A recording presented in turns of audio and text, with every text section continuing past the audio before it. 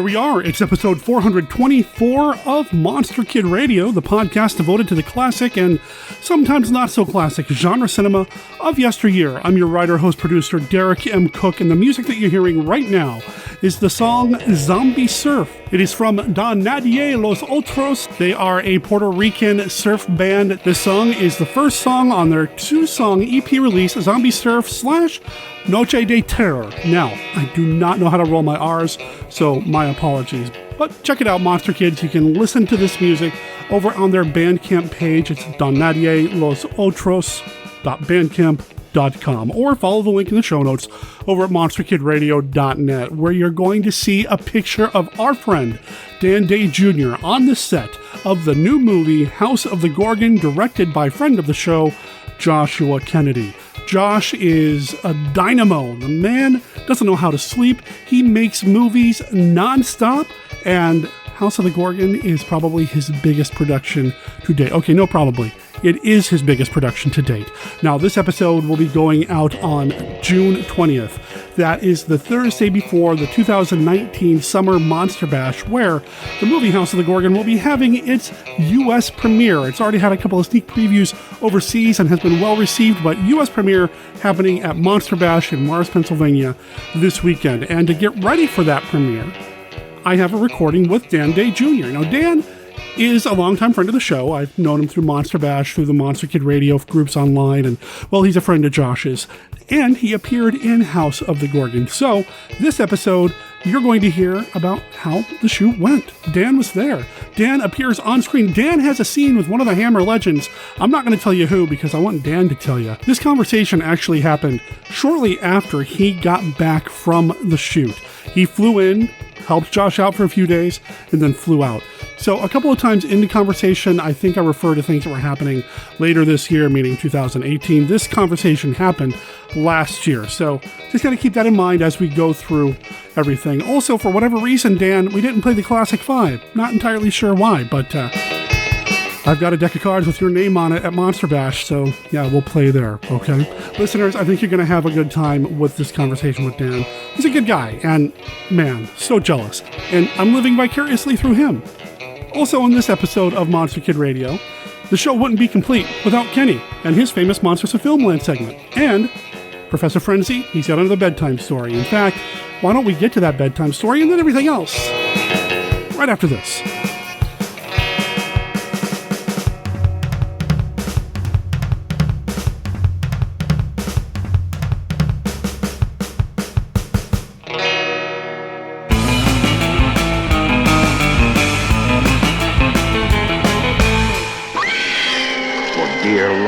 Hold on to your blood, because your blood is their life, because your nightmare is their reality.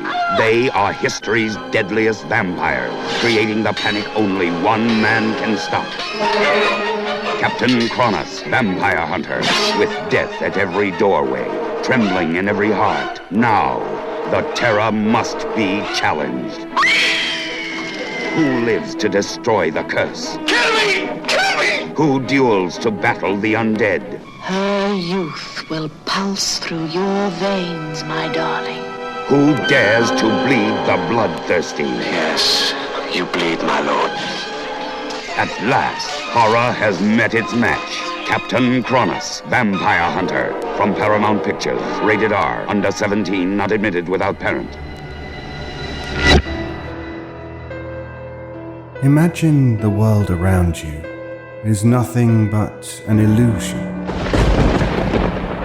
Creatures of legend wage endless wars between shadow and light, but you never see it.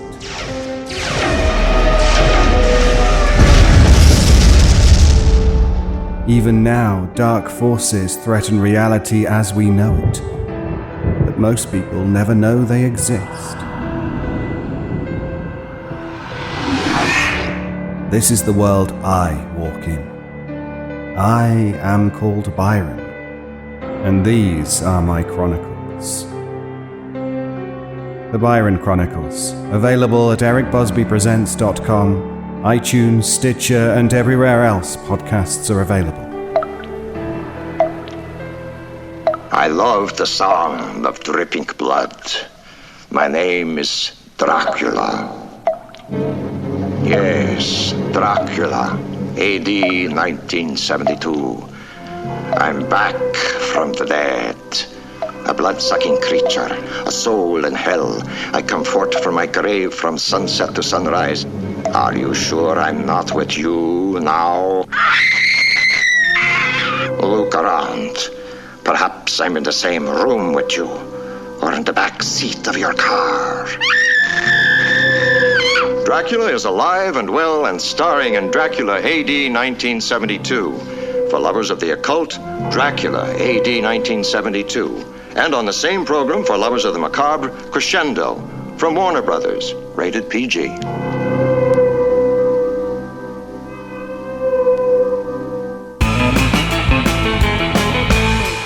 Professor Frenzy, it's a show. Professor Frenzy, show. Professor Frenzy, it's a show. Professor Frenzy, show. Welcome to Professor Frenzy's Bedtime Stories, created especially for Monster Kid Radio. My name is Jerry Green. In this segment, I'm going to tell you a story from EC Horror Comics. Today's story is Curse of the Full Moon from the Crypt of Terror number 17, the April-May issue from 1950. Crypt of Terror was the precursor of Tales from the Crypt. It was written by Bill Gaines and Al Feldstein, and the art was by the great Johnny Craig. So sit back, relax, and prepare for this dark and bloody tale.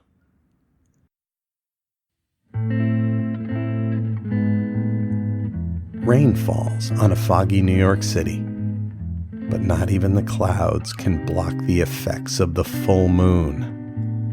A frantic Ralph races over to his friend George's apartment. George asks Ralph to lay down and tell him what's bothering him. Ralph reminds George of their trip across Europe. First, they stopped in a Hungarian village. While hiking in the woods, Ralph was scratched by the branches of a strange-looking bush. He thought nothing of it until the next morning, when, speaking to some locals, they found that someone had been killed by an animal the night before. They also found that the bush Ralph had his encounter with was actually wolfsbane. Anyone scratched by its branches would turn into a wolf on the full moon and kill. Upset, Ralph went back to his room and wondered if he was the killer. He searched his clothing and found bloodstains and dog hair. It was true. Ralph is a werewolf.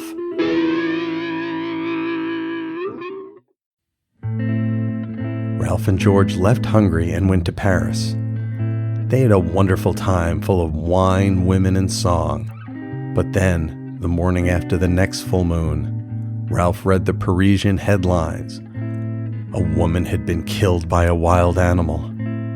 Ralph searched his belongings and found a bloody woman's shoe. Ralph insisted they leave Paris immediately for America, but because of booking delays, they only made it as far as London before the next full moon. In London, a bellboy in their hotel was mutilated. Ralph found the bellboy's blood-stained hat in his drawer.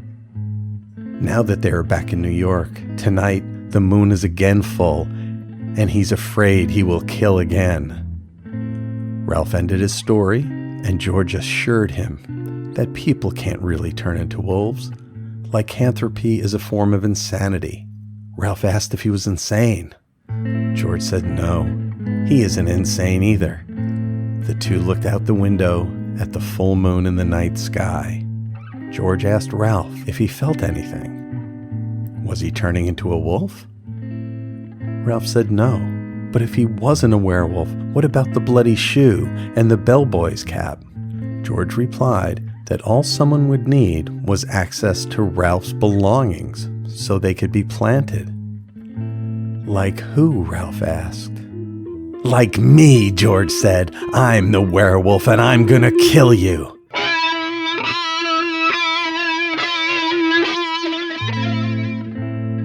George pounced on Ralph and strangled him. Ralph's screams sliced through the clearing night as the moon shone down upon the city. The end. I hope you enjoyed that gruesome tale. This was a fun one. Not only are there plenty of panels showing imagined werewolves, we get the Eastern European flavor of the legend and the trips through the streets of Paris and London, all classic horror settings. The plot itself is similar to that of the Vault of Horror number 12 story, The Werewolf Legend. Someone thinks they're a werewolf, but they're being set up by the real bad guy. This one's a little different, and that's okay by me. One thing that was a bit confusing was that we don't actually see George turn into a wolf at the end. He's maybe just insane, and that's too bad. Also, was George scratched by wolfsbane? Was the whole wolf business just a setup from the start? It's unclear, but again, who really cares? It's fun. Johnny Craig's art is terrific. George is shown with a pencil-thin mustache and blonde hair. Ralph often has a concerned and worried look on his face. Both wear suits and handsome overcoats, very upper crust, perfect for the era's horror tropes. If you're interested in a copy of Tales from the Crypt, the book can be purchased on Amazon, and you can find a link to buy it on the MKR website. I hope you enjoyed the story. My name is Jerry Green, and you can find me on my podcasts, The Professor Frenzy Show, where we talk about new indie comics, and Bat Books for Beginners, where we talk about historical Batman and Bat Family comics. You can also catch me on Twitter at Professor Frenzy, and search for Professor Frenzy on YouTube, where you can find The Professor Frenzy Show and some exciting projects we have coming up. Stay tuned, and thanks for listening. Professor Frenzy, it's a show. Professor Frenzy, show.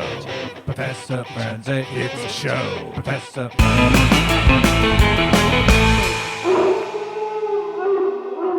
See the top double thrill, double chill motion picture program of the year. Curse of the Werewolf, in color. The harrowing story of the legendary half-man, half-wolf. His evil beast blood demanded he kill, kill, kill. Plus, The Shadow of the Cat, a shocking adventure into murder and psychotic fear. Two terrifying hits together. Don't miss them. Vampires, werewolves, zombies. Yes, these things are real. But fortunately for those of us who can afford him, so is Mark Temple. And he's good. Real good. He's a former FBI agent turned freelancer with the knowledge and skills to eliminate your monster problems. And his rates are negotiable. Monster Hunter for Hire, the first volume of the Supernatural Solutions, the Mark Temple Case Files, is now available in both ebook and paperback. Go to tinyurl.com/monsterhuntertemple to buy your copy of Derek M. Cook's latest book. Read about Mark Temple, the experienced professional now available to rid you of your supernatural, ghoulish, and monstrous pests. That's tinyurl.com/monsterhuntertemple. And don't worry, Mark Temple is discreet.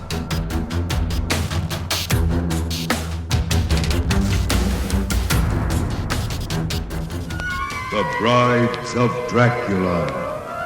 Never before has a motion picture revealed so much of the mystical, the unnatural. The Brides of Dracula. Out of the unknown darkness he comes, the handsomest, the most evil Dracula of them all, bringing horror beyond human endurance to a fashionable girls' school. Who can resist him as one by one he seeks out his fresh, innocent victims? Who will be next to know his kiss of death as one by one he lures young beauties into the timeless, bloodless realm of the undead? Beware of pity, for he feels none. Beware of love, for none can refuse him.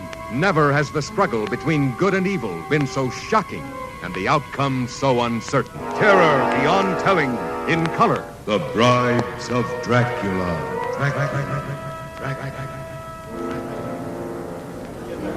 Hi, my name's Veronica Carlson, and you are listening to Monster Kid Radio. Hello, Monster Kid Radio heads. This is Kenny with a look at Famous Monsters of Filmland.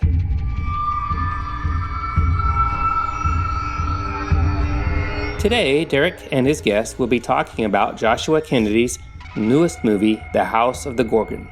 I thought we would see how that film's inspiration, Hammer's The Gorgon, was covered in FM. We also see how the 4 Hammer stars that appear in Joshua's film were featured in FM. There is only a brief mention of the Gorgon in FM 94, in an article about movies with surprise endings. Here is the description. Beware, it's a spoiler. It was pretty obvious toward the end of the movie that the Gorgon, Hammer Films' 1964, was also the bewitched heroine. While the she-monster was casting her spell of evil upon the hero, Christopher Lee crept up behind her. When he was close enough, he sliced off her head. Thus, horror of horrors, both the monster and the heroine died. A moment later, the girl's lover succumbed to the final curse and turned to stone. Chris alone survived. Christopher Neam's classic Hammer film, Dracula AD 72, was featured in FM 97. His role was briefly mentioned in the synopsis. Nearly a century later, a descendant of the disciple, Christopher Neam, turns up in Chelsea to play a satanic Pied Piper to a group of young swingers, including Van Helsing's great-granddaughter, who lives with her grandfather, Cushing, an expert on the occult. Veronica Carlson is known for her role in two Hammer classics, Dracula Has Risen from the Grave and Frankenstein Must Be Destroyed, both of which were featured in FM 59. The articles tell the plots of the two films with plenty of pictures, including 4 of the lovely Veronica with Christopher Lee's Dracula. There are no pictures of her from the Frankenstein film. Martine Beeswick's starring turn in Dr. Jekyll and Sister Hyde is featured in FM 94. There are 5 pictures of her in this preview article, which covers a bit of the origin of the film as well as a synopsis. Under pictures of Martine wielding a knife is this caption. Martine Beeswick said, "I had the time of my knife in this role. We hear, as a kid, she was quite a cut-up. I wonder if she really said that. Sounds more like Forey to me."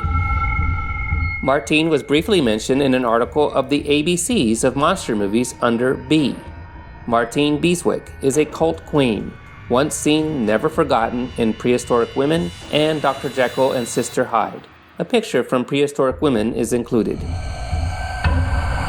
Caroline Munro had an entire 6-page article dedicated to her in FM 182 from April of 1982.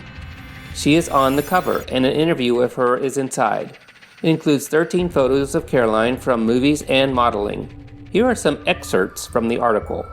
With her dark, flashing eyes, unearthly figure, and defiant pout, Caroline Munro has enlivened many a film of fantasy and horror, earning her the unofficial and perhaps unwanted title of First Lady of Fantasy Films. Caroline has always had an interest in fantasy, but it is not through any conscious design on her part that she has become the field's reigning starlet. "I had no plans," she said. "When I was younger, I had no ambition, really. I didn't really know what I wanted to do. It wasn't my burning ambition to be an actress. I was thinking of art school, designing clothes, fabrics." In 1971, the head of Hammer Films, Sir James Carreras, spotted Caroline on a billboard and immediately signed her to an acting contract, the only such agreement the economy-minded company has ever made.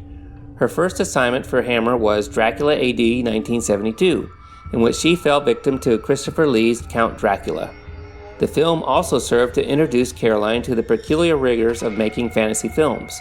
The scene in which she is buried after Dracula's fatal bite was filmed out of doors, and much care and time was taken to cover her in rubble.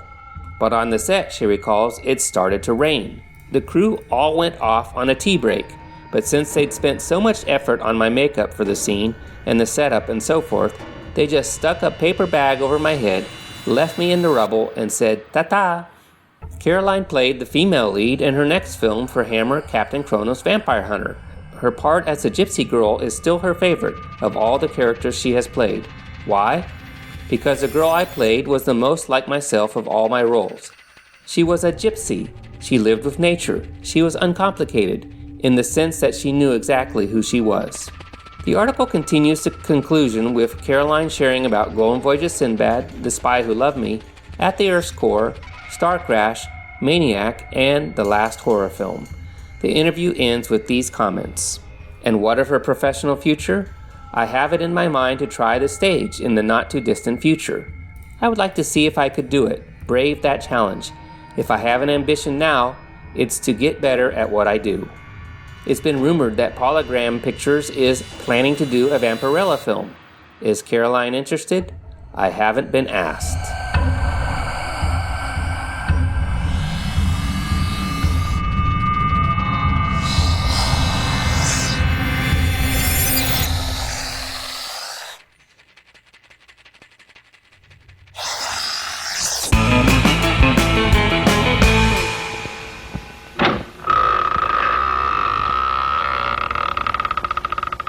curse of the mummy's tomb. A bandage and bone monster stalking the cryptomaniacs who defiled its tomb of terror. And the Gorgon, a she-monster who turns living, screaming flesh into silent stone. It's a 2-for-1 Monster Bazaar. 2 terrific terrors for the price of 1. With the never-before-offered special free bonus. Black stamps of your favorite monsters for the first 10,000 people in line. It's the curse of the mummy's tomb and the Gorgon. He said the Gorgon, both in petrifying color, you know. They will frighten you. Yeah.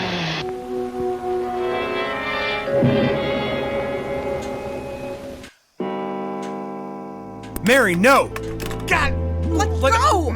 I simply don't understand it. Of course, the sound is coming from the basement. It's all right. I've got you, Mr. Adam. No. Show me what? Gotta get away from those eyes! Get away! Get away! George, no! Are you attracted to the dark, fascinated by the dramatic, with a side of gruesome and a dash of poetic justice? If your happy place is a gloomy room at midnight, then you should be listening to the podcast 12 Chimes It's Midnight. Please join us, won't you, for plays of mystery, horror, and suspense. Find us and subscribe wherever you procure your podcasts.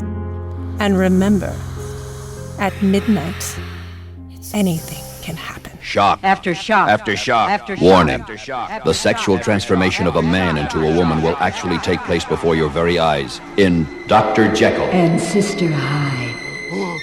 A man by day. A woman by night. The perfect disguise to indulge a lust for sex and violence. Dr. Jekyll. And Sister Hyde. An American International Pictures release in color rated PG. Was he a woman? Was she a man? Or were they both?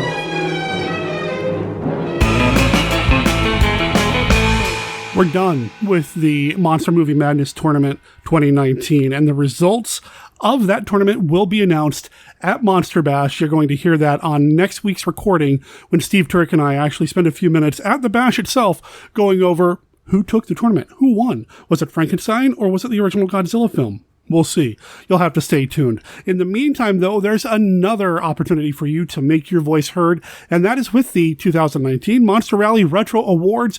The ballot is currently open right now. Head over to tinyurl.com/rallies2019. And guys, there are only 11 completed ballots as of this recording. Only 11?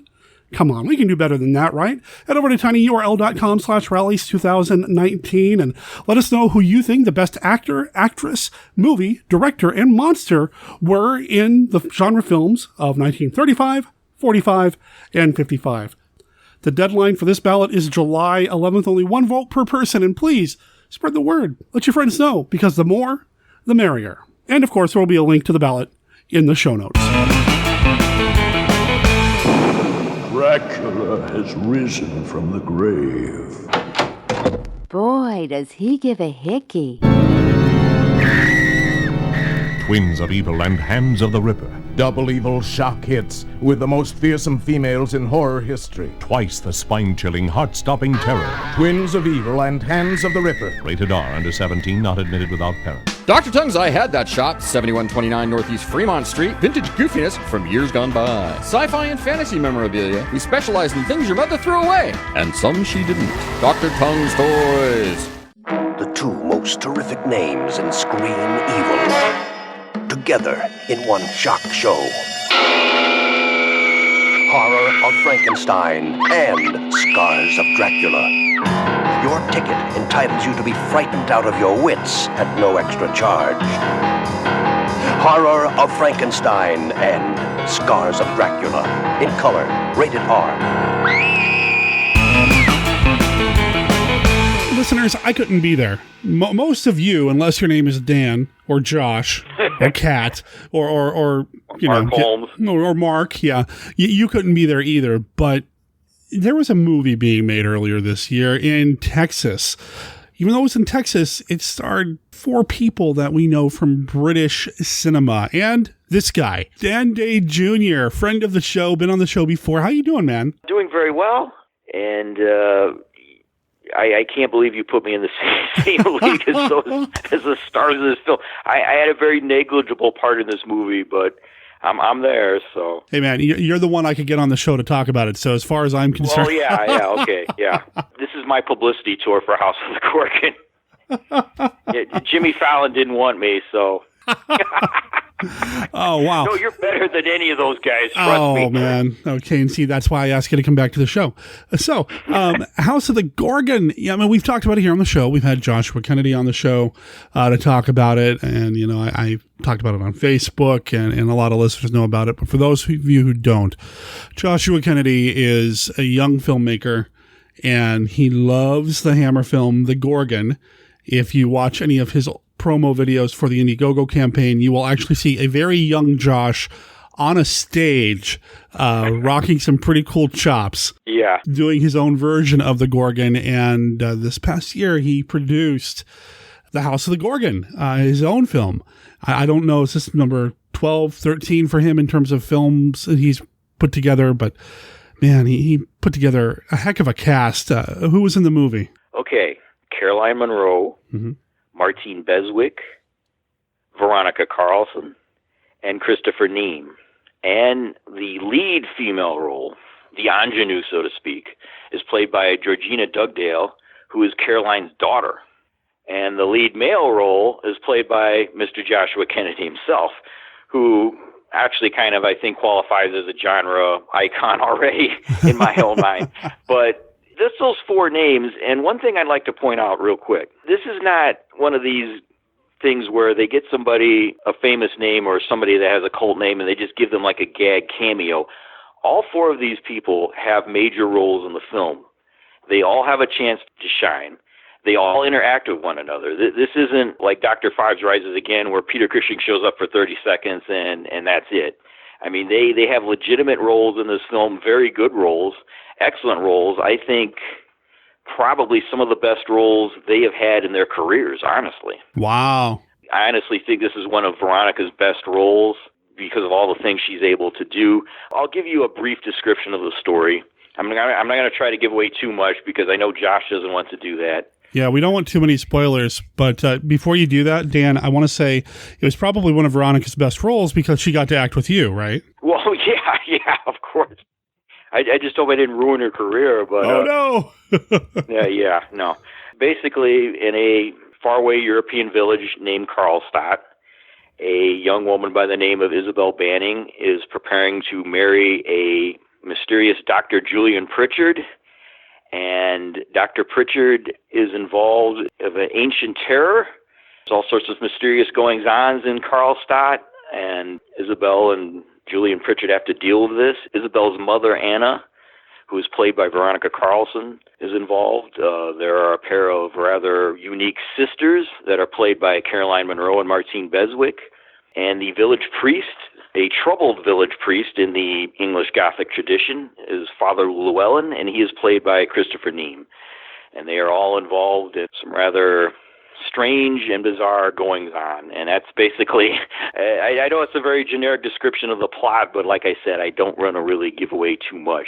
But if you know the English Gothic cinema, you know, Hammer, that type of film, you will definitely recognize the tropes and what Josh is basically using. This isn't a sequel to The Gorgon. No. I would, the same category as the Hammer mummy movies. They basically used a mummy in each different film, but each film was individual. They weren't connected with one another. So you could say, in a way, this is another Gorgon movie. If Hammer had made a Gorgon series, you could say that this was the next film in the Gorgon series, but it's not really any way connected with the first Gorgon.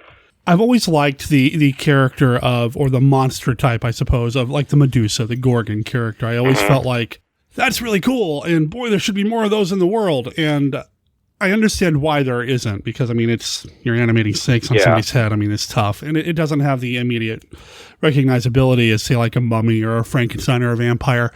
I know there is a Gorgon in the movie. I know there are things with snakes involved. I've seen the snakes. Mitch Gonzalez, another friend of the show, made some snakes and sent them down. And there's a rather charming video online of, I think, 2 of the Hammer actresses playing with them and and Josh telling him all about it and all that. So sadly, I was not there the day that all of that was going on.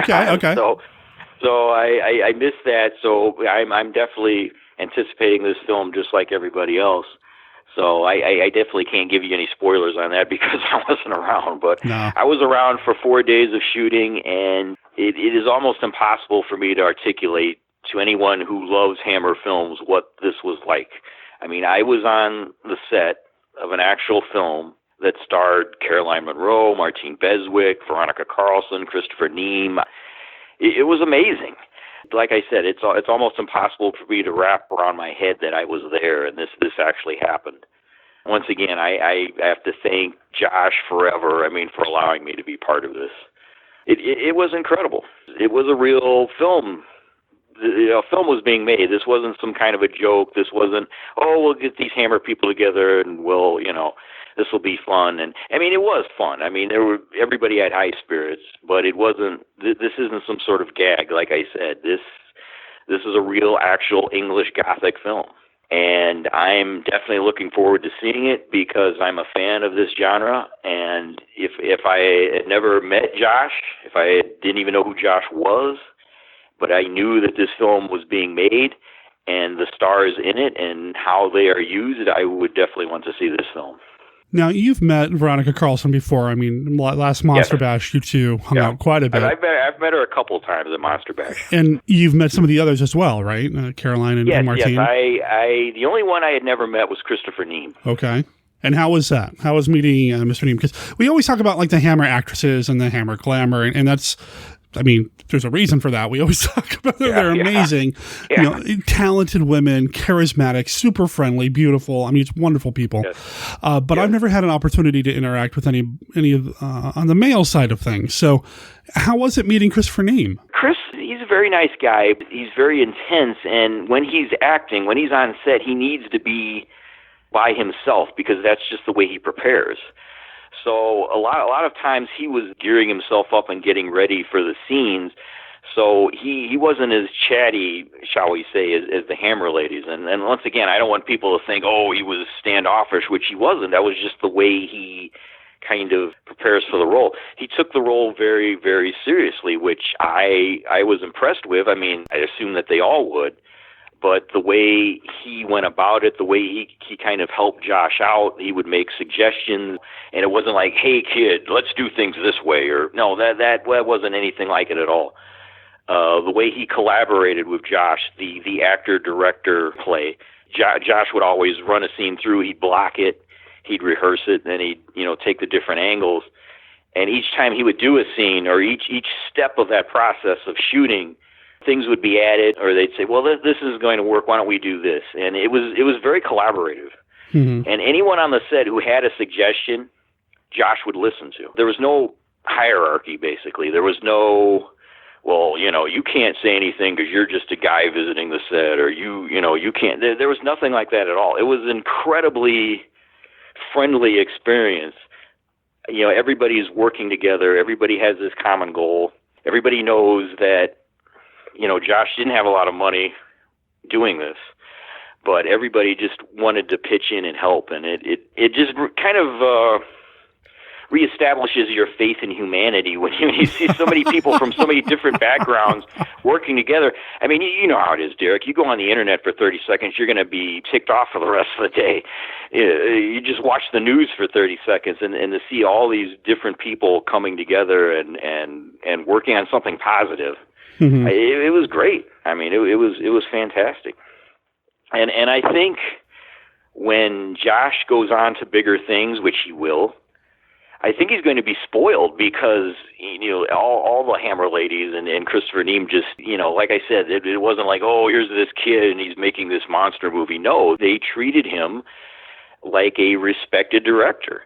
There was no condescension. There was no patronizing attitude. You'd think that these stars were working at Pinewood or Elstree. It was really amazing to see. From a film buff perspective, it was exhilarating to see that type of creative collaboration going on. It really was.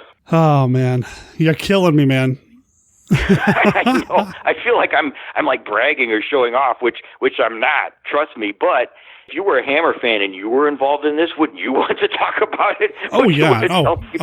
Yeah. Heck yeah. No, I hear you, man. To go back to Chris, I really didn't get as much chance to talk to him. I actually sent him an email because Richard Clemenson of Little Shop of Horrors asked for some contact information for Chris because he wanted to ask him about something, and he very kindly gave it. And I went ahead and I actually sent Christopher Neiman an email, and I said, look, I was really impressed with how you worked with Josh, how professional you were, and how you went out of your way to, make this as, the best thing possible. So very cool. Definitely, he's an actor's actor. He was incredibly great as Father Llewellyn. He brought a lot of passion and energy to the role. And when you see someone who has been an actor for like years and years and years, and he's, worked on stage and, Shakespeare and on the English theater, and to see how somebody prepares like that and how they take themselves seriously, even in this situation where a lot of people would say, oh, this is kind of a joke. And to see how he did it like that it's fascinating. So the movie began production on a Monday morning. I didn't show up till Monday night. So my first day there was on a Tuesday. And, when I finally get there, when I finally found the place, actually, what I need to do is actually tell people what the place was. Yeah. I hope I'm pronouncing this correctly. It's the La Antigua Revilla Banquet Center in Edinburgh, Texas. And, this was a banquet center. And basically it became the Bray Studios for Joshua Kennedy. And the banquet center had a warehouse storage facility at one end of it, and it had all these different bits and pieces of furniture and knickknacks because Edinburgh is not that far away from the Mexican border. So they have a lot of fiestas, they have a lot of, Mexican holiday events that they hold at this center. Okay. So they have all these things there for like parties, and Josh was able to use that for the film. And he turned different parts of the banquet center into various sets. And once again, the creativity of this guy, because when you get there and when you see what he's doing and how he's using this room and how he's using this alcove and how he's using this wall, just amazed at the creativity and how he was able to take all of that. Most people would say, well, all you got is a banquet center in Texas. How are you going to turn that into a European location, an English Gothic location? Yeah, he did it. And the way he did it was just, it's almost hard to explain because you would have to be there and see how he took what most people would be considered a handicap, and he took it and used it to his advantage. I mean, once again, he has this gift, this really creative gift. But anyway, to go back, when I finally did get there, Josh takes me to the main dining hall, which is almost kind of like a pseudo Bernard Robinson design. You've got the staircases, you've got all these portraits. And all these portraits are based on portraits that were used in famous classic horror films. There's a facsimile of the portrait of Vincent Price from The Haunted Palace. There's a facsimile of the portrait of Peter Cushing from Fear in the Night. It's like an all-star wall of portraits of classic horror film stars. And then, he takes me to the makeup room, and, there's Caroline, there's Martine, there's Veronica. So, like, within 5 minutes, I'm in Hammer heaven, It's like, geez. One of the portraits on the wall was actually a portrait of Dracula that we saw in Dracula AD 2015. So it was cool to see that kind of thrown in there as well. Mm-hmm. And listeners, if you haven't seen Dracula AD 2015, it's a YouTube exclusive. Yeah. It's the only place you can see it, and you need to check it out. Highly recommend it. I'll make sure there's a link in the show notes. And the Hammer ladies, I mean, goodness gracious. I mean, these are like the nicest people you could meet. Just absolutely wonderful. I mean, just these lovely English voices. You come in, oh, good morning, Dan. How are you? Oh, how lovely to see you. I mean, that's just the way they are. Right. Veronica Carlson is literally the most gracious woman I've ever met in my entire life. Mm-hmm. I mean, I've always had a crush on her, but after that week, it's like, If she told me to jump off the cliff, I'd say, well, okay, how high do you want the cliff to be? Yeah. You know, I had lunch with Veronica Carlson, okay? I mean, come on. Now, at last year's Monster Bash, she was one of the guests, and I can attest to this. I haven't, you know, obviously I didn't make a movie with her or anything like that, but I talked to her several times over the course of the bash, and several other times when I was in the lobby of the hotel just hanging out with people playing the Classic Five and just chatting. You could look over, and there's Veronica till like midnight, 1 a.m, holding court, just having a great time, being friendly to anybody who comes up. It was amazing. And, you know, I haven't told this story publicly, and I don't know if, well, okay, I'm going to share it anyway. I got a phone call Monday morning from Joshua, from the set, from breakfast, from their cast breakfast. And I was telling Dan before we started recording, I was worried there was a problem because I knew Joshua was starting production, and I knew, you know, he was going to be his head down, and I wasn't going to talk to him for about a week or so because I knew his head's going to be in the game making his movie, and that's it. So I get this phone call from him. I wasn't expecting to hear from him. It's 6 a.m. my time, and it's like, hello? It's like, hey man, how's it going? I'm like, well, that's cool. I'm doing okay. How are you? How's the movie? And he immediately put Caroline Monroe on the phone just to chat, and she was so warm and so friendly. And I'm trying my best not to fanboy out all over this, you know. But she was just so nice. And how are you? How long have you known Josh? Where do you live? You know, have you ever met him in person? I'm like, oh yeah. You know, we've been friends for years now, and you know, and yeah, I'm in the Pacific Northwest. Oh, that's wonderful. My daughter. You know, it's like that's great. And then he put Martine Beswick on the phone as well, and you know, she was also super, super cool and friendly and warm. And I'm thinking, okay, if this is just them hanging out before they start production, man, he is in for an incredible time. And it sounds like you were too once you got there. I mean, you know, Caroline is just an absolute sweetheart. Her daughters were there, you know, Tammy, Iona, actually her youngest daughter wasn't really around too much because she was in Austin, I think, for like a music festival. But I mean, Georgina, I mean, all these, and obviously these women are going to be beautiful because, I mean, there's Caroline Monroe's daughters.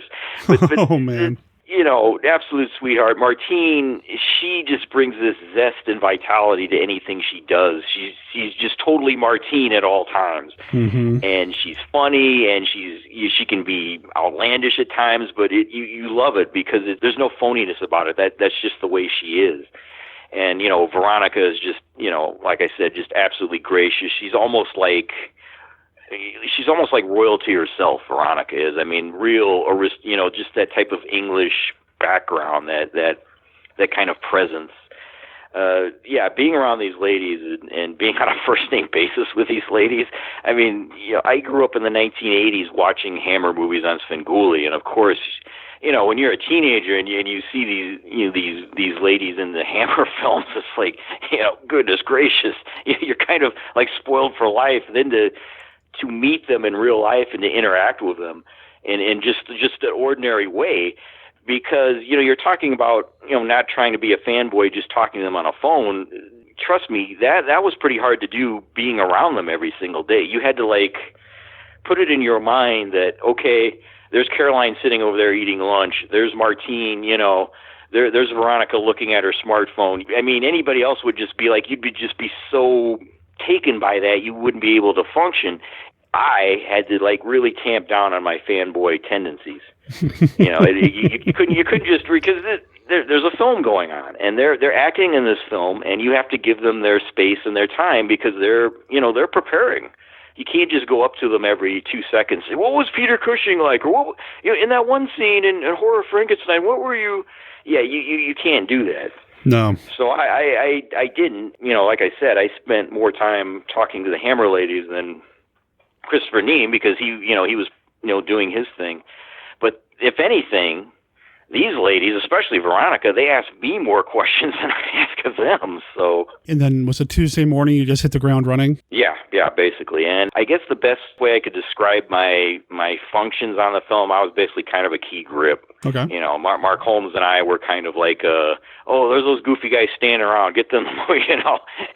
You know, we moved lights, I held lights. There's a lot of scenes where I'm there, but I'm not in the shot because I'm like holding a light, or I'm, you know, holding back a curtain. Or I remember one scene, Josh and Georgina are going through a door, and the door supposedly leads outside. So I was actually holding up a plant, and holding it up at a certain angle to make it look like when the doors open that it's outside, which is as you know, a very old Hammer, Universal, an old film trick. Awesome. And that was just part of the creative process that Josh did. For example, there's a very ornate fountain out front of the main entrance to the banquet hall. And what Josh did, he kind of dressed that up with like little food carts to make it look like the Karlstadt train station.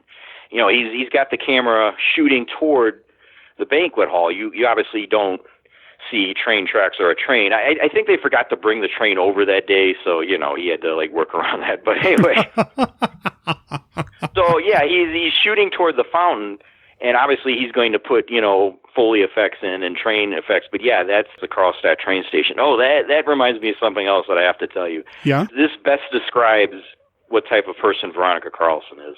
Okay. The train station sequence.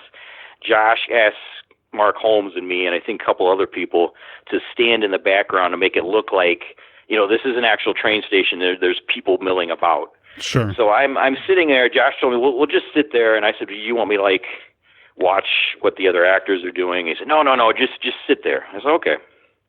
So I'm sitting there. I'm way in the background. And Josh is setting up the shot. He's blocking it, And Veronica was going to be in the shot. So Veronica, she was getting ready and getting in her little costume. She comes out and she walks by me. And I'm like I said, I'm way in the back of the shot. And she just happens to glance around and she sees me. And she's like, oh, Dan, I didn't see you sitting there. I'm terribly sorry. How are you today? How are you? I apologize for not seeing you. And I'm thinking, she's getting ready to do a shot, and she goes out of her way to, like, acknowledge me. I'm like, and I said, no, Veronica, that's fine. I'm sure you have, like, more important things to worry about. She would do that for anybody. It wasn't just me, trust me. Oh, sure, but, yeah. Yeah, that just totally sums up, when Veronica Carlson goes out of her way, to acknowledge you like that, come on. Mm-hmm. Yeah, if you ever have a chance to meet her at a convention, do so. She's wonderful. She's just such a nice woman and willing to give you her time and just fantastic. And okay, so Tuesday morning, you report to set. Now, you said your primary function was to just kind of, it's a low budget movie. It's guerrilla filmmaking. So whoever's not in front of the camera is doing something behind the camera. There's always something going on. You actually appeared on screen, though. When did you shoot? Was it first thing Tuesday, or did you kind of get eased into the whole thing? Or Thursday was the day I had to put on my my villager costume as Marn. I actually do have a name. If you actually go to IMDb and look up House of the Gorgon, I'm actually on there as Marn. And Marn, as in Marn Maitland. Marn Maitland, of course, was I believe he was an Anglo-Indian actor, and he was in The Reptile. He was in tons of Hammer films, and Marn Maitland is kind of a running joke, one of the many running jokes between Josh and I. So that's why he gave me the name of Marn. I have my villager costume on, and the train sequence, we shot that early in the morning. And then there was a tavern sequence. And that was in a room at one of the end of the banquet center. They made it into like a little typical Hammer type tavern. You've got all the suspicious villagers sitting around, and you've got the bar, and the Father Llewellyn goes in there because he's drinking because he's lost his faith, that type of thing. And they actually brought in a little bust of Michael Ripper, and he's sitting on the bar, and I believe you will be able to see it in the film, which I thought was pretty cool. And yeah, I have a scene with Veronica Carlson. I actually exchanged dialogue with Veronica Carlson, which is just, come on. How nerve-wracking was that? When I was thinking about it, when I'd be back at the hotel, and I shared the hotel room with Mark Holmes, when I was thinking about it, or when I'd be driving out to the banquet center from the hotel, I was kind of worried about it. But once you get on set, and the way Josh handles everything, and this is the other thing, is I know I constantly go overboard in praising Josh. Well, what I'm saying is all honesty. Mm-hmm. For somebody as young as he is, the way he handled everything, he's the producer, he's the director, he's the writer, he's playing one of the leading roles. And everything that dealt with this production had to go through him. And he's doing it in 1 week, and he's working with, some of the greatest icons in English Gothic history, and yet he's got everything down. He knows what he needs to get. He knows what he has to do, but at the same time, he's flexible enough. He's not rigid. He knows what to get and work other things into it to where, eventually the outcome is going to be what he wants, but he can allow people to make suggestions and change a little details on it. He handled everything superbly. I was going to say he handled it like, he's been making movies and he has been making movies all his life, technically. So, but no, I wasn't really, you'd think I'd be nervous, but once I sat down and started doing it, the one problem I had to give Veronica a dirty look because I'm the suspicious villager, and, Veronica and her daughter Isabel, they're coming into, it's one of the, in the English Gothic tradition, there's a newcomer in the village, that type of thing. I'm sitting here trying to give Veronica a dirty look, and she's like the most gracious lady I've ever met. If I have any acting talent at all, that's probably what I had to use it on, was to make it seem like I was like suspicious and angry of her. But as for being nervous, honestly, no. And I think a lot of it is because of Veronica and because, the type of person she is. She didn't do anything to make you feel nervous, so... Mm-hmm. It was basically kind of like a family, I know Josh, and he's one of my best friends, and I got to know everybody there, basically. There wasn't really that type of, oh my God, I'm with Veronica Carlson. I think once I got home, and that's when it started to hit me. It's like, did I just do that? Did I just experience what I experienced? Were most of your scenes just kind of background work and then with a few with Veronica, or did you actually get to appear on camera with Caroline and Martine as well? Didn't get to appear with Caroline and Martine. I can't really discuss their roles because I give up way too much of the film. And honestly, when you're talking about time spent with any of the Hammer people, I spent most of it with Veronica because, I did that scene with her. And Caroline and Martine, their costumes were a bit more elaborate, so they spent a lot more time, in the makeup room and getting ready. And the one day, unfortunately, like the last day, Friday, they actually had the day off. But I did get to drive Caroline and Martine back to their hotel once, which, that in itself, come on, you're driving Caroline Monroe and Martine Beswick to their hotel. That is amazing. That is amazing. Oh, and there is a scene, it's a funeral scene, I'm standing next to Christopher Neames, so. Oh, okay. Okay, well, that's something. That's something. Yeah, no, hey, just look, even if I wasn't on camera, just being there and just experiencing all of that, it's just, obviously I've never been into Bray Studios, I've never been on the set of a Hammer film or any film, and, to grow up watching all these movies and knowing them the way I do and knowing all these performers and being there on the set, it's just, like I said, it's almost impossible to articulate. You were there for a few days. You had to leave. I think you were telling me you left on Friday? Yeah, I actually left early Saturday morning, like 3:30 in the morning. Well. Yeah, but no, 4 days of shooting, and they were very full days. Once Josh gets going, he was up on a hard deadline, basically. I think everybody, all the Hammer people had to leave on a Sunday. So, like I said, everything is just totally organized from his point of view. He had everything storyboarded. He knew what like I said, he knew what he needed to get every day. He had the overall plan inside of his head, and he did it. And I honestly don't think that even now, or whenever you're going to broadcast this, I don't think people really understand what he pulled off, because there's so many Hammer veterans out there. Mm-hmm. And unfortunately, well, if a woman's a certain age, and to me that's ridiculous. You've got all these people out here. Some of these people are icons. Let's use them. They're willing to work. They're totally enthusiastic about working. Caroline, Veronica, Martine, Christopher Neame, they all love Josh. They all knew what Josh was trying to do. They just totally went with it. The fact that Josh was able to bring all these people together, and he didn't have a lot of money.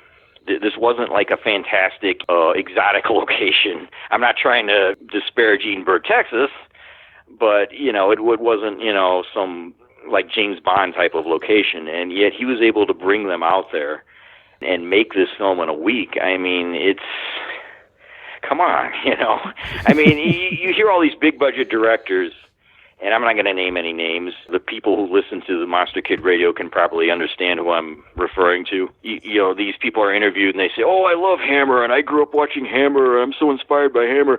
And whenever one of these guys says that, I think to myself, well, okay, you've got all these Hammer people. Yes, Cushing and Lee are no longer around, but you've got all these people. There's plenty of Hammer veterans still out there. Why don't you put them in your films? And they never do. Or they get some sort of cameo somewhere, and it's like kind of like a joke, or it's like a self-reflective cameo. And Josh gave all of these people real roles. He gave them a chance to showcase their talents. And this isn't some sort of gag. I mean, he did something that these big-budget directors, these guys that supposedly are monster kids themselves, were not able to do. And Josh deserves all the credit in the world for that. It's pretty phenomenal. I think, especially when you think about Hammer, like you said, the big guns, the big names, Cushing, Lee, they're no longer with us, that sort of thing. But if you start looking, especially late 60s onward, mid to late 60s onward, you're going to find people that worked on Hammer films that are still with us and still willing to work. And I know it's not just a matter of calling up and saying, "Hey, Mr. Neem, you want to be in my movie?" Joshua has worked really hard over the years to develop relationships and real friendships, and if you ask him, a marriage with some of these people. Well, that's the other thing, is that these people wouldn't just work for anybody. I mean, once again, it goes back to Josh's positivity, his enthusiasm, his professionalism, just the way he carries himself. I've done this on the internet. I've done this on your show the last time I was on there. He just goes on and on about Joshua Kennedy. Well, this is because I have to. I mean, I'm just... these people, they totally get what Josh was trying to do. And they totally bought into it, and they allowed it to happen. And once again, it comes from him. I'm sure there's probably a lot of independent filmmakers out there listening to this, like, well, what makes Josh Kennedy so special? Well, he does have that special quality. You're not going to get these type of performers to go down for that type of film just to have something to do. It goes back to him. And, why was he able to do this in a week? Why was he able to get people like Mitch Gonzalez and all these other folks? And that's him. That's his whole attitude, his spirit. And that is definitely going to help him later on when he does go on to bigger things. No matter how talented or creative you are, when you're making a film or any type of film product, you have to work with other people. You can't do it all by yourself. And there's a lot of creative, talented people that, I'm sure that they're just not good or not comfortable with working with other people. And Josh can work with anybody. I mean, yes, he's very young. He's in his young 20s. Martine said that he has an old soul, and I think that perfectly describes Josh. If you put Josh down the middle of Brazil somewhere with cannibals, he could probably figure out how to make a movie with them. That's just the type of kid he is, I am very impressed with Josh. And I don't want this to turn into just like, oh, we love John. I mean, yes, Dan and I are core members of the Joshua Kennedy Appreciation Society, I'm an unofficial employee of GUI Films. So. Yeah. I mean, the guy... And one of these days, I probably will be working for him, literally. So I think that would be an amazing thing if so many of us could come together. And this is one of the things that I love about, and I've talked about this before, the Monster Kid community, is that when one of us succeeds, we all kind of get to succeed and live vicariously through them. Yeah. I don't know how it was during the first wave of Monster Kids, but what I'm finding now is that, well, like I said, Joshua called me Monday morning. He got Dan to come in Monday night to start working on his movie. We got Mitch Gonzalez, who is a special effects artist that normally works with St. Euphoria Films with Christopher Mihm and Company up in the Minneapolis area. And he's sending props down to Texas. I mean, it's such a collaborative thing, even if you're not there. And to hear the stories about what happened and see the pictures on Facebook and on social media, to get the phone calls, to talk to people who were there, it's amazing to know that basically a modern day Hammer film was shot in a smallish town in Texas. Exactly. It was shot in a banquet center. And look at the people that are in it. This is historic. I mean, Martine, Caroline, Veronica, Christopher Neame, they've never been in a film together. I mean, Caroline and Christopher Neame have, obviously, Dracula 1972. But, you know, the four of them together, for monster kids, that's like a huge thing. It has to be a huge thing. And there's this great shot. If you go to the House of the Gorgon Facebook page, and I suggest everybody does that hasn't, there's all sorts of photos. I took photos. I actually didn't take as much photos as I wanted to because, number one, I had to be ready in case I needed to, you know, to move something or do something. And the other thing is, once again, you don't want to be constantly snapping photos because that goes back to the fanboy thing. There's people like Rosa who was doing the lighting, and Rosa, a wonderfully talented young woman. She's younger than Josh, and she's doing all this stuff with colored gels. This is Mario Bava, Jack Asher type of thing. And I told Josh, I said, Josh, does she know about Mario Bava? Does she know about, you know, that? And Josh said, oh, no. And Josh goes, well, I gave her some Hammer films to kind of look at. But, I mean, you'd swear that she had been watching classic horror films every single day because some of the lighting effects here are just, you know, absolutely fantastic. And they look great on the set. And, you know, of course, when you're seeing something as it's being filmed, it's going to look very different when you see it on film. Just from what I saw, I mean, the lighting, and of course the lighting is very, very important in these things. And it's real color. I mean, Josh has mentioned this on your show, how, you know, he loves to use color. This whole desaturated color scheme, which everybody does now, it just drives him nuts. Josh is very much, you know, this goes back to his old soul mentality. He, you know, when you go see a movie in color, it's supposed to be in color. He and Rosa just took that and ran with it, and there's just so many scenes where the color effects are just, like I said, I really want to see this movie. From what I saw off at a distance, from what little part that I was involved in it, and I don't want to give away, you know, too much because I want everybody to see it cold, basically, you know, without too much knowledge of what is involved in the story. But, I mean, all the classic English Gothic elements are there. And this goes back, once again, to Josh. He knows the genre. He loves the genre. He isn't sending it up. He isn't, you know, making fun of it. I mean, every time somebody tries to make fun of English Gothic, it just comes off as kind of contrived.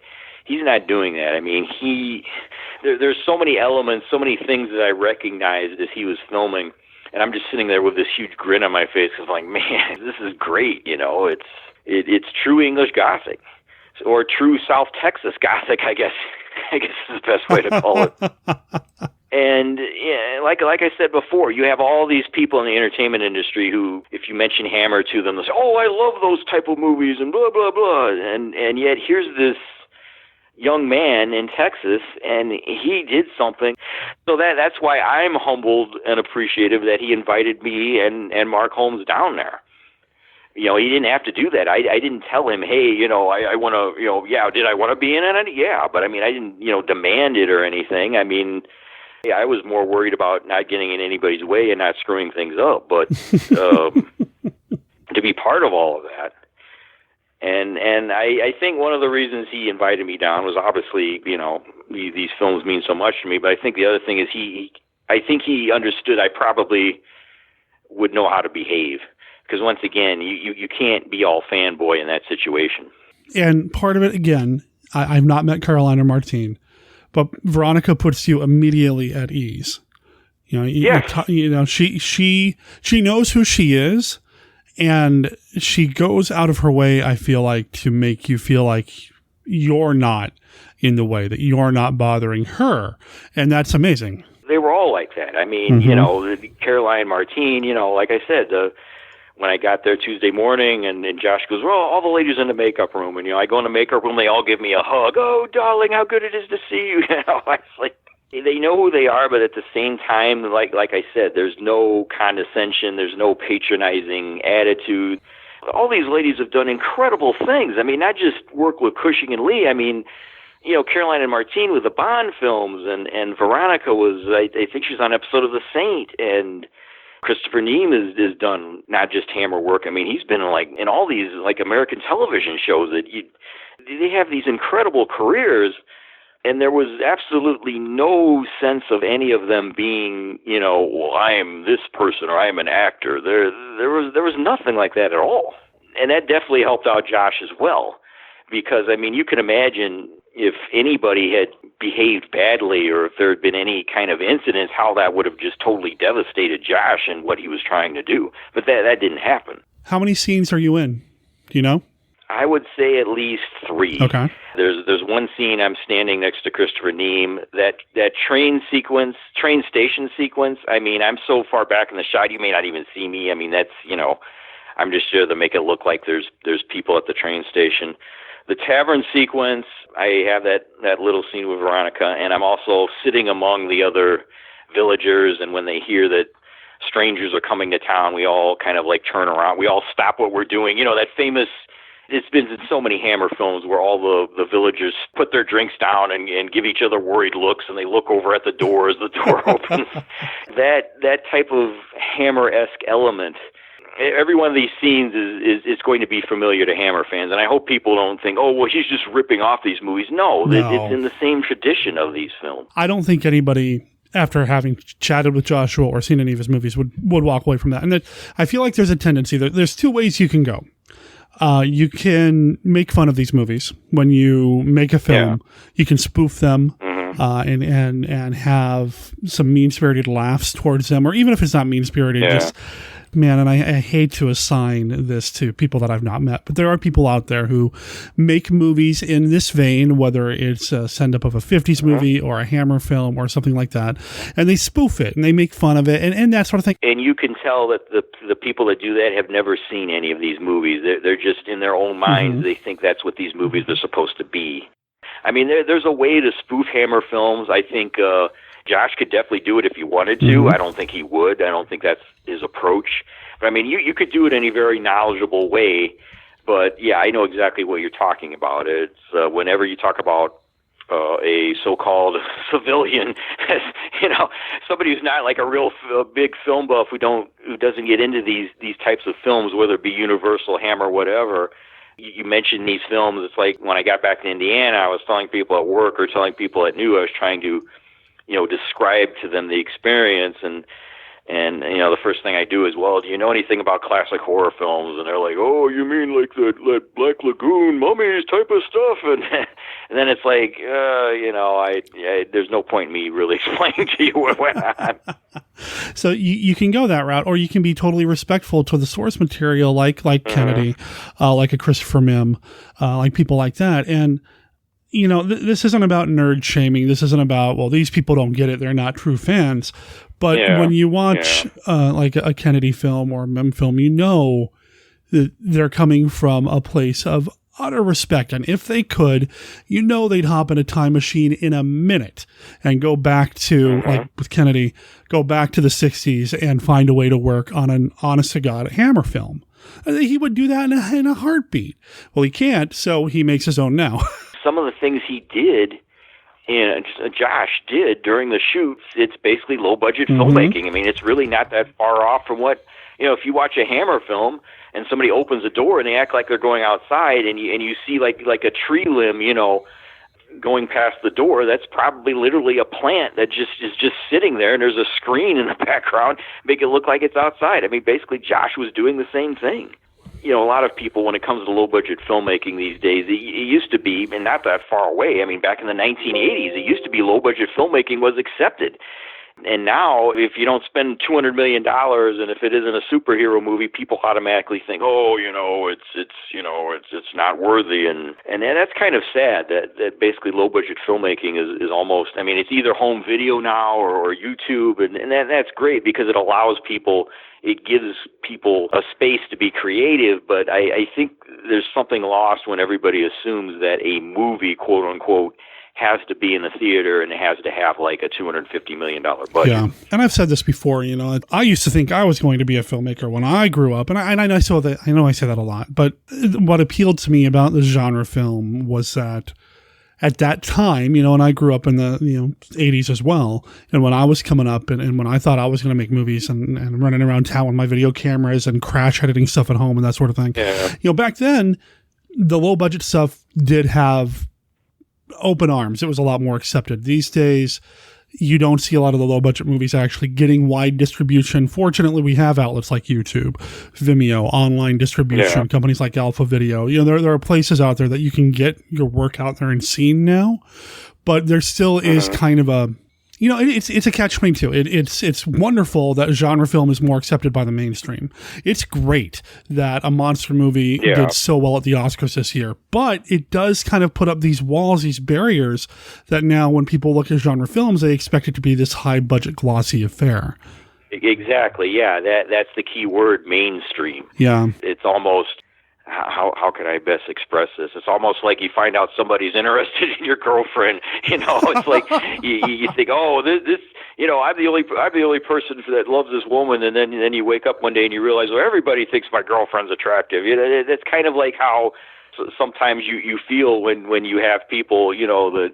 Or like somebody you know that isn't a film buff all of a sudden talks about, I saw this movie and I saw The Shape of Water and I saw this and this, or The Walking Dead. I mean, that my brother is a huge Walking Dead fan, and he would never watch a classic horror film on his own, but yet, you know, he's watching The Walking Dead. And that kind of mainstreaming almost kind of takes away the creativity that low-budget filmmaking had, because I think that's where what made Hammer and American International and those type of films, why they last so long and why they still have this presence, is because that low-budget filmmaking, they were able to maybe do things and maybe be a bit more creative than a mainstream film would. Yeah, and again, I feel like we're walking the line here. This isn't about nerd-shaming people who aren't fan of it. It's not like that at all.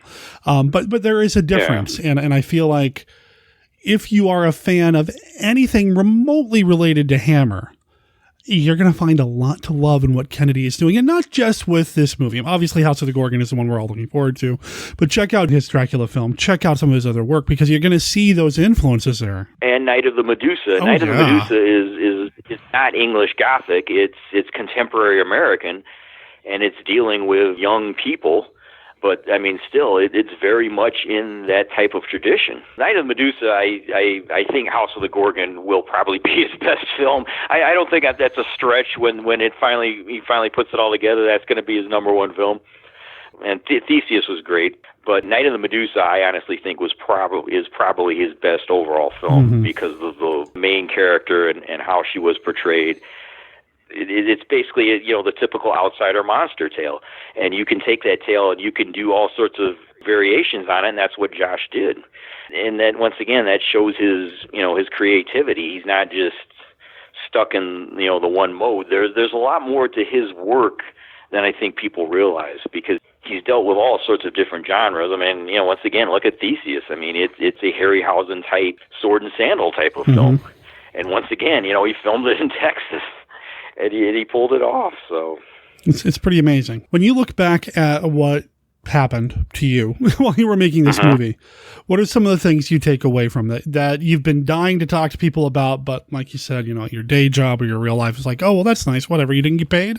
Like, what are some things that you've been dying to geek out about here? Well, I think I've gone through all over the major... Just the overall experience. I mean, once again, I'm sitting in my house talking to you on the phone, and literally everywhere I walk around in my house, I'm standing next to my record player right now, and what is on the top of the pile? Hammer Horror, classic themes, 1958, 1974 on vinyl. You know, I'm walking around, I've got busts of Peter Cushing and Christopher Lee, and I'm walking by my Blu-ray section, and of course, you know, all these Hammer films. You know, I've got all these books on Hammer, and I was there, okay? I was there with Caroline Munro and Martine Beswick and Veronica Carlson, and I'm on a first-name basis with these people. And once again, I'm not trying to brag. It was almost like... It was like natural. It was almost like it was meant to be. It was like I've been preparing my whole life for this, you know? You know, when you're sitting there and you're having lunch with Veronica Carlson, you could either just like, oh my God, I'm having lunch, or you can accept it and deal with her on just a regular human level. And then we almost never discussed Hammer films or anything about her career. We discussed, you know, ordinary everyday things. And that in and of itself, you go back home and you pull out a book and you see all these incredible publicity photos of Veronica Carlson, and then you realize, you know, you were having like regular conversations with her like you would, you know, somebody you knew back in Indiana. I mean, that just, it's like, geez, once again, did it actually happen? It makes you realize that all the things you get into, there's a reason for it, and it's not you're just a nerd or you're a weirdo or you're an outsider. There's a legitimate reason to be involved in this. It inspires you as a person, and it inspires you to be creative. Once again, I'm trying to articulate it, but if you are a Hammer fan, I mean, I think anybody would understand how I felt just being there those 4 days.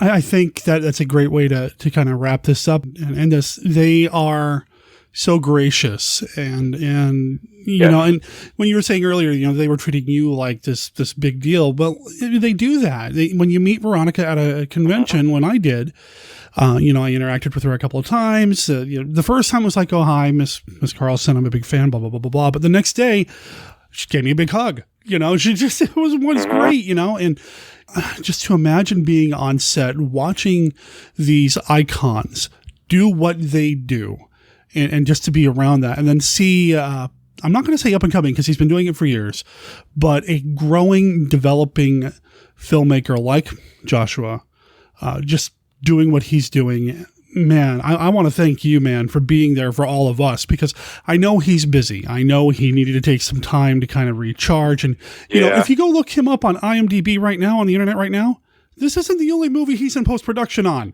Joshua doesn't know how to stop. No. He's... Yeah. And you know what? Like I said, I didn't really get a chance to, hang out with him like I do when I'm at Monster Bash, because, he's making the movie, and, he's got that other movie, which he didn't even, I was going to ask him about it, and of course I didn't get a chance to because he's worried about House of the Gorgon, but he was making something literally while he was planning to make House of the Gorgon. It doesn't stop. Mm-hmm. I don't think he can. I don't think he wants to. He's just in that mode where something comes up and he just has to go out and do it.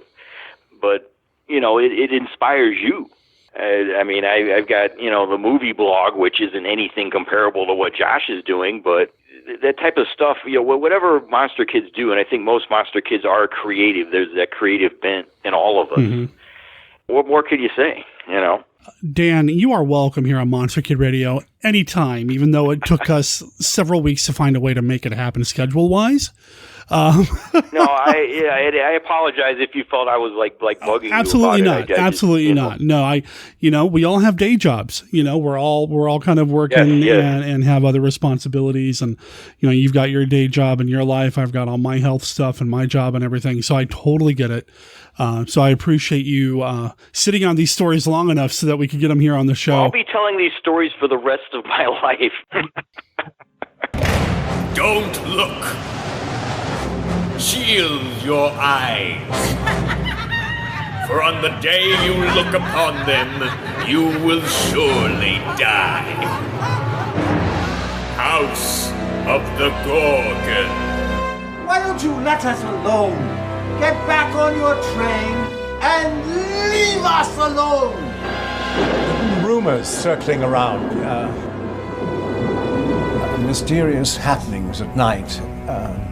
Strange noises emanating from the dark.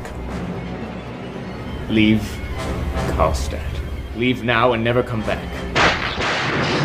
Stay away from them. They mean you great harm. Starring Caroline Munro as the Baroness. What was the sinister secret she hid beneath her dark spectacles? Martine Beswick as her sister Uriel, malevolent and evil. You would sacrifice all that we've done merely to quench your innate desire for violence. What if I did? Veronica Carlson as Anna, the one woman in the village of Karlstadt willing to stand against these angels of death. I can fight you. We can fight you. Christopher Neame as Llewellyn, a man of faith, locked in mortal combat with overwhelming evil. If we leave them alone, maybe they'll leave us alone. Also starring Joshua Kennedy as the mysterious Dr. Pritchard. And introducing Georgina Dugdale, Gooey Films' latest star discovery, the Gorgon's most beautiful victim. See all of this and more when you visit the House of the Gorgon. Cast you out! Every unclean spirit, every satanic power, in the name and by the power of our Lord Jesus Christ!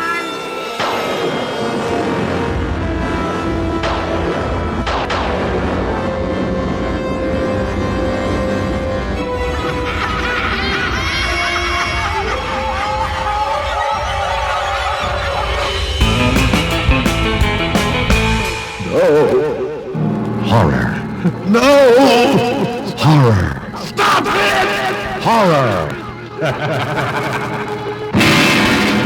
The ultimate in evil, the absolute in terror from the Shockmasters. Together in the same double shock show.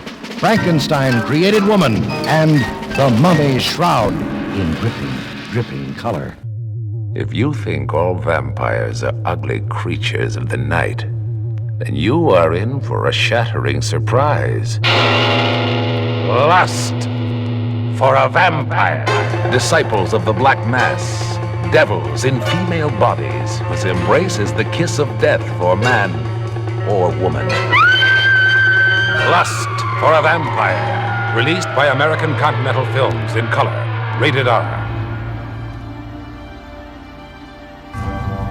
3 animated TV series, 3 animated feature films, over 50 years of stories, over 150 characters, 10 core comic book titles, 27 spin-off comic book titles, nearly 30 limited series spin-offs, and of course, 4 feature films. Well, okay, 5 if you count Captain America Civil War, or maybe it's like 4.5. The Avengers are a Marvel Comics mainstay, and no matter how many films crush it at the box office, or how many more Avengers spin-off titles come out, it all comes back to that original comic series that Stan Lee and Jack Kirby thrust upon the world in 1963. And I'm going to read the entire run. My name is Derek M. Cook, and I'm a recovering comic book fan. Over on my YouTube channel, Comicstalgia, you can join me as I make my way through the comic with my Reading the Avengers YouTube series. Every episode, I'll take a look at an issue of the comic, share my thoughts about the story, its artwork and characters, and reflect on how the issue may have impacted or inspired other facets and corners of all things Marvel. I'd like to invite you to join me as I make my way through every single issue of this iconic comic book. Assemble with me at tinyurl.com/reading the Avengers, or look up Comicstalgia on YouTube, where you can find all the previous episodes and even subscribe to make sure you don't miss anything while we're reading the Avengers. That's tinyurl.com/reading the Avengers. Nuff said. Listen to the flight of the vampire bat, summoned from Hades to kill, to destroy. See Kiss of the Vampire in color. Hark, a film of tender love, and the screams of vampire death. Now there's a powerful motion picture that rips at your emotions. The Vampire Lovers. It brings you beautiful love and vampire evil, and it'll drive your mind through 1,000 terror-filled moments. You'll hear whispers of warm desire become shrieks of chilling death. You'll taste the deadly passion of the vampire lovers and become a slave of the damned. You'll discover the sweet embrace and the deadly kiss of blood nymphs who refuse to die. The Vampire Lovers. It's in color, and it had to be rated R. Under 17 must be accompanied by a parent or adult guardian. Don't miss The Vampire Lovers. That brings us to the end of this episode of Monster Kid Radio. Big thanks to everybody who was part of the show this time around. Dan, Kenny, Jerry, you guys are awesome. I can't wait to meet 2 of the 3 of you again in person at the Monster Bash. And the other person who won't be at Monster Bash, one of these days, I'd love to meet you too. Speaking of Monster Bash, this episode is going out the evening that I am, pulling an all-nighter, packing everything up and getting ready to get on an airplane early tomorrow morning so that I'm in Mars, Pennsylvania in time for everything to start. So if you're going to be at the Monster Bash conference in Mars, Pennsylvania this weekend, I would love to meet you. Monster Kid Radio will have a table. I will be set up. You will not be able to get into the convention without at least seeing me. So please, introduce yourself. I'd love to meet you and I love interacting with the listeners. Plus, Dominique Lamses will have some of her wares there for sale, and Tracy Morris will have some of her wares there for sale as well. And when I say wares, I mean their merchandise, their products. Dominique and Tracy are crafters. They make some really cool stuff. I'm not talking about like werewolves, although it is Monster Kid Radio's table. It would be kind of appropriate to have a couple of werewolves. I'm going to get in the weeds here. Anyway, I want to thank everybody for being part of the show and listening to the show. If you like what you hear, please spread the word. Let people know about it. Give us a like on Facebook. We do have a Facebook page and a Facebook group. There are links to that over on our website. We also have a Twitter, so feel free to retweet the tweets. Just let everybody know. And I don't know if iTunes still takes reviews or anything like that, but wherever you listen to your podcast, please consider giving us an honest review. We would love to have more Monster Kids as part of our tribe, because again, like I said earlier, the more, the merrier. MonsterKidRadio.net is where you're going to find everything you need to know about Monster Kid Radio, including our contact information. You can always send us an email at monsterkidradio@gmail.com. And I'm always collecting voicemails for future episodes, feedback episodes with my wife Brenda of Monster Kid Radio. Our voicemail line is 503-479-5657. That's 503-479-5MK. I do want to just send a quick shout out to Captain Billy. I did get your voicemails, man. I really appreciate you, and I appreciate your support. Appreciate everything that you had to say, man. It really helped me out. I mean, it really kind of hit home. So thank you, Captain Billy. You're awesome. Of course, there will be links to the Rally Awards ballot as well. Professor Frenzy's site. Basically, anything that you hear in this episode of the show, you're going to find on our website.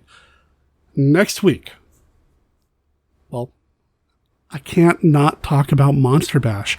I've been talking about getting ready for Monster Bash. Well, next week, you're going to get me talk about, well, what happened at Monster Bash. The first part of our Monster Bash coverage will happen next week, so stay tuned. And if you listen to previous years' coverage of Monster Bash, you know that it's just a smorgasbord of monster kids coming together, talking about their favorite monster movies. I'm going to try to get as many interviews as I can. I'm going to be playing the Classic 5 with anybody and everybody who stops by the table. May even be some after-hours Classic 5 action as well. I think we did that last year, too. There's just going to be a lot of Bash coverage. Plus, follow along over on YouTube, the Monster Kid Radio on YouTube channel. You can find me there as well. I will try to post some videos there over the weekend. And then, of course, any videos that I shoot at Monster Bash that I edit later will end up there as well. In fact, over on the YouTube channel, well, there's a car outside. Don't you know I'm recording a very important podcast here, ladies and gentlemen? Anyway, if you head over to the YouTube channel, if you haven't already seen it, I did finally post a video showing some of the footage that was captured at last year's Monster Bash. Basically, it's a video about me winning and accepting the 4E award. So please feel free to head over there and check that out. Give it a thumbs up and subscribe to the channel, please. Maybe even click on the bell for notifications so that you get updated every time there's a new episode of the Monster Kid Radio on YouTube channel. I really do need to come up with a better name for that, don't I? Also, big thanks to Don Nadio y Los Otros for letting us play their song Zombie Surf in this episode of the podcast. Really appreciate them. Please check them out at donnadioylosotros.bandcamp.com, or again, follow the link in the show notes, or find them on Facebook. They're there as well. That's actually how I communicated with them when I reached out to them about playing their music here on the show. Thanks again for listening. I have some packing to do to get ready for Monster Bash, so I'm out of here. I'll talk to everybody next time. My name is Derek M. Cook, and I am Monster Bash bound. Ciao.